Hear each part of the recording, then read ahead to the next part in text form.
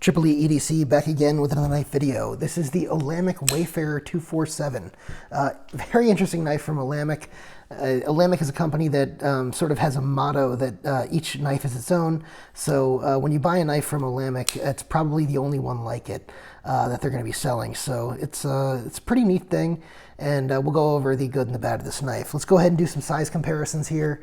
This is the Para 3 from Spyderco, and the Paramilitary 2 as well. As you can see, it's along the lines, size-wise, of a Paramilitary 2 more than the Para 3. Here's the Benchmade Super Freak and the TRM Atom. Again, similarly sized.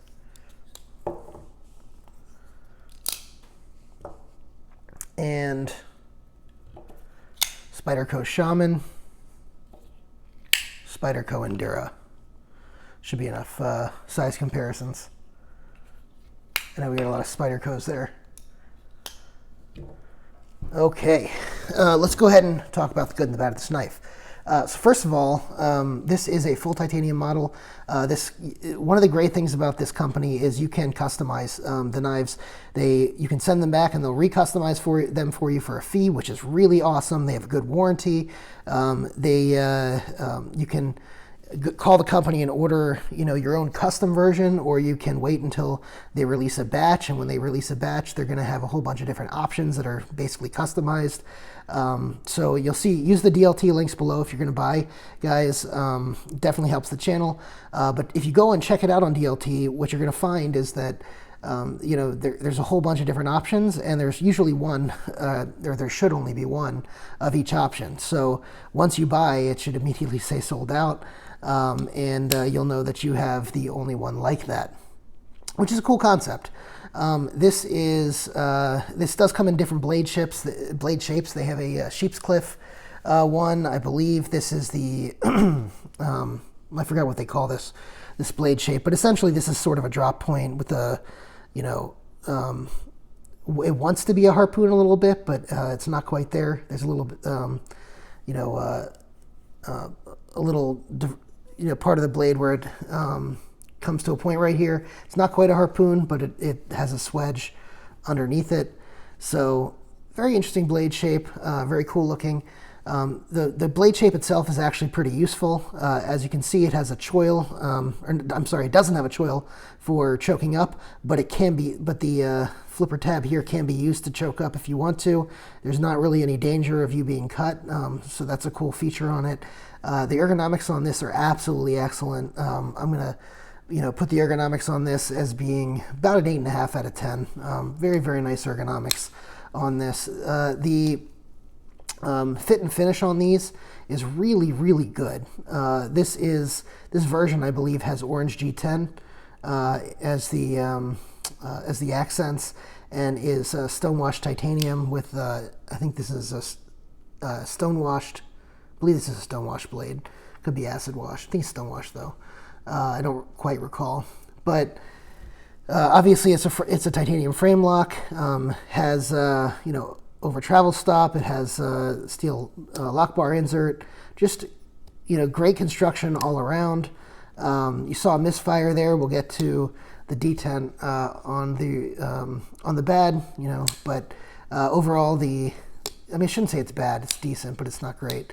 You have the window here. It is Spidey flickable, as you can see here. So you have really, really nice deployment methods. The flipper tab on here, the Spidey hole, and you can actually opening it with a Spidey hole with your thumb is pretty difficult, but you can middle finger flick it easily if you close it before you middle finger flick it and engage the detent. So that's pretty cool. The lanyard hole's out of the way, which is great. I love the fact that it's out of the way. However, if you're a lanyard guy, I would hate the fact that it's located right here. I don't mind it, being a non-lanyard guy, but if I'm a lanyard guy, I don't want a lanyard on the back. I'd want it closer to the end, but that's just me. Next thing on here is this sort of roller ball on the clip. This is a milled titanium clip, obviously, but this roller ball makes it really easy to get in and out of the pocket, even without the like a flare up here. So you'll see a lot of other knives will, or on the clip will have a flare up to allow access into the pocket. This doesn't need to do that. It goes into the pocket quite nicely without that. The tension isn't too much, and it's not too little. Pretty happy with that. It's going to stick out about this much out of your pocket. Looks a little weird, if you're just seeing this out of the pocket, but not too bad. The screws here, because it's a post construction, give you a decent purchase to pull it out on, some traction to pull it out on. So I think that's actually a plus.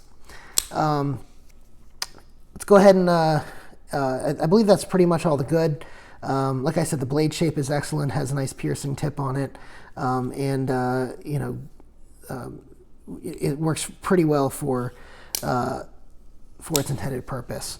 The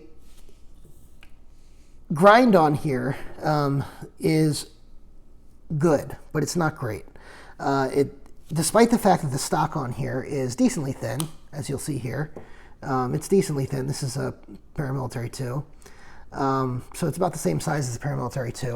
Stock is decently thin, but it's not a laser beam through boxes. I would say this cuts pretty similar to a Benchmade 940, which a lot of people give a lot of gruff about its ability to slice through cardboard. It does fine, it'll do the job, but it acts a little bit more like a wedge than a full flat grind slicing machine. So just be aware of that. Next thing is that detent. So the detent on here is easy to make fail. It's not too light. I mean, it's not too bad. It's not bad, but it's too light. It needs to be a little bit more. If I'm thinking about it, this is never going to fail. It actually rockets out just fine.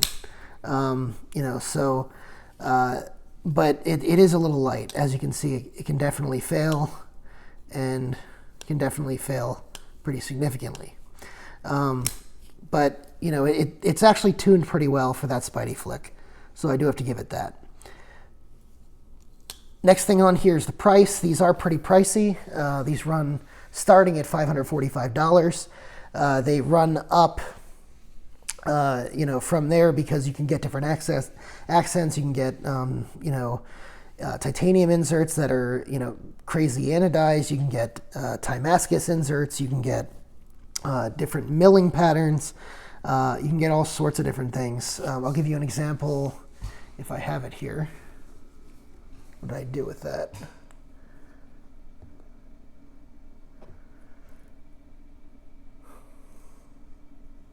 Here it is. This is another Olamic knife. This is the Olamic Rainmaker. So you can get these sort of compound grinds on some of their knives as well.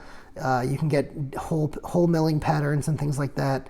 This doesn't have a crazy milling pattern, but some of them get really crazy. Definitely click on that link below from DLT, and you'll see what I'm talking about. It has some really crazy patterns on this, and it's quite nice to see all the different things that Olamic does with any of their knives. The Rainmaker, the Olamic Wayfarer 247. By the way, the 247 is a smaller version of the original Olamic Wayfarer, which I think now they call the Wayfarer Classic, which was a pretty huge knife. So I haven't seen them put out a new batch of them, but I think you can still order them custom from the shop. All right, let's get back to the Wayfarer 247 though. In general, this is a pretty good knife. It does have those drawbacks on a couple of the drawbacks that I mentioned, but overall, it's a very nice knife. The action on this, by the way, I didn't really talk about this, but the closing action is fairly nice here. I believe these are on washers too, if I remember correctly. Yeah, I believe these are on washers, and it still has a really smooth action all the way down. It's not quite, it's not a bearing action. It's more of like a really smooth washer action, the way it comes down here. and you can sort of see that, right? But it definitely feels smooth when you're doing it. Anyway, overall conclusions on this are, as far as recommendations, do I recommend the knife? I do recommend the knife. However, if you're going to buy it new, please use the DLT, links below. DLT has an excellent selection. They do drops fairly frequently on Olamic. Please use the link below. However, even though it would benefit my channel if you go through DLT, I'm going to recommend that if you buy this knife, you buy it on the secondary market. The secondary market prices, because these are sort of, custom, each one is different, you can find, not everyone likes every version. And so the secondary market prices on these, especially if it's not like, the pinnacle version that you're getting, is going to be several $100s cheaper. This one I think I bought for around $350. I think I resold it for $350. It's actually outgoing from my collection. So just be aware that, even though it's $545 originally, this is almost $200 cheaper on the secondary market when I bought it and when I sold it, right? And there's versions that are $700 that you could probably get for $450 or $400 or something, right? So be aware that if you're going to buy it on the secondary market. It is my recommendation that you try an Olamic at some point. If you are a collector, if you are into knives, try an Olamic at some point. But buy it on the secondary market, and you will get good value out of the knife, and you'll be able to resell it at not at a loss. So that's my advice on that. If you thought this video was helpful, go ahead and hit the like button, hit the notification bell, and the subscribe button. Go ahead and drop me a comment. Also, check out my Patreon. I have very nice benefits and giveaways every month just for Patreons. Thanks so much.